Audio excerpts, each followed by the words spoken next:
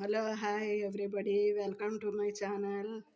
ఇవాళ నేనండి కర్ర పెండలం గురించి చెప్తానండి. మా అమ్మది కేరళ, మనది కేరళ. అందుకే కేరళకి మా మేనల్లుడు వెళ్ళాడు, ఇవన్నీ తెచ్చాడు. అయితే తెస్తే మేము ఇది వండామన్నమాట. ఇది ఎలా వండాలంటే దీని తోలంతా తీసేసి చిన్న చిన్న ముక్కలు చేసి చక్కగా దానికి సరిపడా నీళ్లు పోసి కొద్దిగా ఉప్పేసి ఉడికేయాలన్నమాట. చక్కగా సరిపడా నీళ్లు పోసి ఉడికేస్తే చక్కగా అది చిలకడ దుంపలాగా ఉడికిపోతుంది.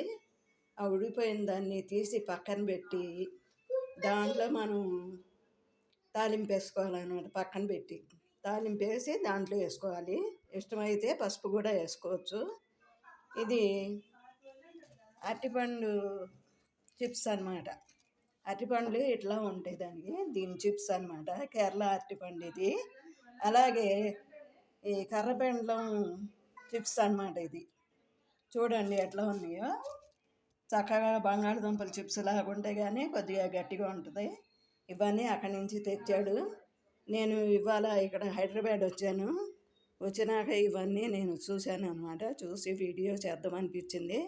నాకు కొన్ని రోజుల నుంచి బాగోట్లేదు, అందుకే నేను వీడియో చేయలేదమ్మా. ఈ వీడియో మీకు నచ్చితే లైక్ చేయండి, షేర్ చేయండి, సబ్స్క్రైబ్ చేయండి. Thank you.